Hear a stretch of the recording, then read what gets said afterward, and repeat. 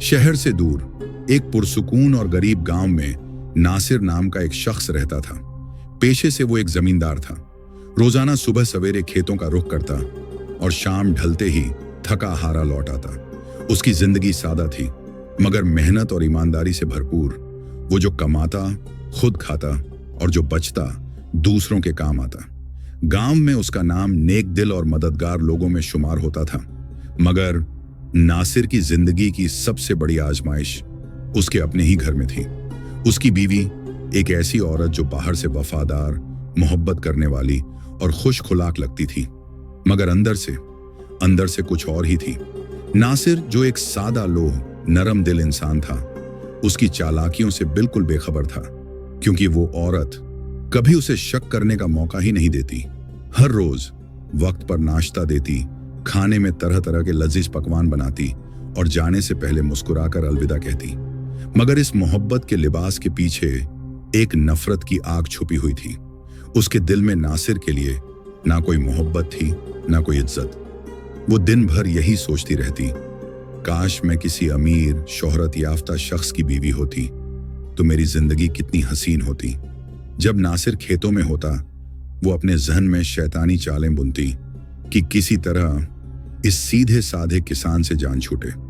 मुनाफिकत की इंतहा तो ये थी कि हर अदा में वो ये साबित करने की कोशिश करती कि वो दुनिया की सबसे अच्छी बीवी है, और नासिर वो उस पर यकीन करता, कभी उसके खिलाफ एक लफ्ज तक नहीं सुनता।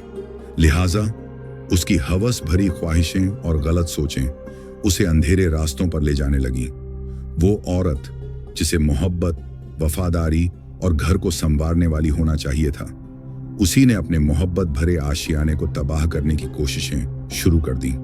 किसी ने सही कहा है, औरत अगर चाहे तो घर को जन्नत बना सकती है, और अगर चाहे तो वही घर जहन्नुम भी बन सकता है। एक दिन जब नासिर खेतों में काम कर रहा था, उसकी बीवी ने एक अजीबो गरीब चाल सोची। उसने मोहल्ले के चंद लफंगों को बुलाया और सरगोशी में कहा, जब मेरा शौहर खेत में हो तो उसका गधा चुराकर पास के दरख्त पर चढ़ा देना और मजबूती से बांध देना। लफंगों ने वैसा ही किया। दोपहर के वक्त हमेशा की तरह वो औरत खाना लेकर खेत पहुंची। नासिर ने मुस्कुराकर उसे खाना थमाया, मगर उसके चेहरे पर हैरानी साफ नजर आ रही थी। बीवी ने मासूमियत तोड़ते हुए पूछा, साहब आज बड़े परेशान लग रहे हो, सब खैरियत तो है?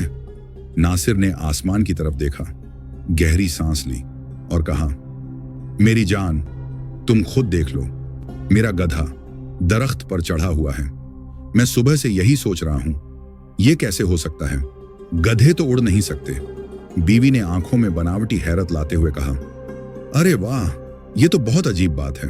चलो हम दोनों मिलकर उसे नीचे उतारते हैं। काफी मेहनत के बाद दोनों ने गधे को नीचे उतारा। जाते वक्त बीवी ने पैसे मांगे। नासिर जो अपनी बीवी से बेपनाह मोहब्बत करता था, फौरन जेब खाली कर दी और जो कुछ था दे दिया। मगर उसकी बीवी की हवस का कोई अंत नहीं था। वो बोली, ये तो सिर्फ 5 दीनार हैं, मुझे 100 दीनार चाहिए।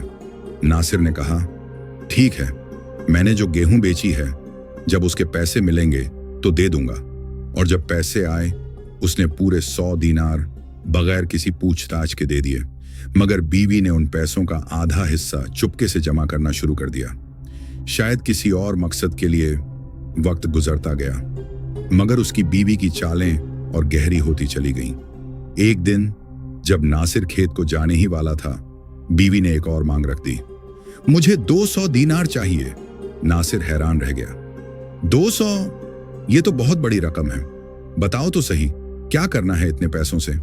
बीवी ने नकली संजीदगी और हमदर्दी की चादर ओढ़ ली। साहब, मेरी बहन बहुत बीमार है, दवा दारू के लिए चाहिए। नासिर जो शराफत का पुतला था, फौरन बोला, ठीक है, तुम खाना बनाओ, मैं कुछ इंतजाम करता हूं। बीवी मुस्कुरा दी, जैसे फिर से एक और चाल कामयाब हो गई हो। अगले दिन बीवी ने खाना तैयार किया और साथ ही 3 बड़ी मछलियां भी अपने साथ छुपा कर ले गईं। रास्ते में मछलियों को खेत में एक जगह छिपाया और फिर खाना लेकर शौहर के पास पहुंची। नासिर ने खाने की तारीफ की, नमाज अदा की और दोबारा खेत के काम में लग गया। कुछ ही देर में जब वो जमीन खोद रहा था, अचानक एक मछली बाहर आई, फिर दूसरी, फिर तीसरी। नासिर हैरान और परेशान चिल्ला पड़ा, साहिबा जल्दी आओ, यहां तो खेत से मछलियां निकल रही हैं। बीवी दौड़ी हुई आई और बनावटी हैरत से बोली, सुभान अल्लाह साहब, ये तो आपकी करामत लगती है। मैं ये मछलियां ले जाती हूं, आज के खाने में पका दूंगी। फिर फौरन कहने लगी, वैसे साहब आपको वो 200 दीनार तो याद होंगे जो मैंने सुबह मांगे थे। और कहानी यहीं से एक खतरनाक मोड़ लेती है।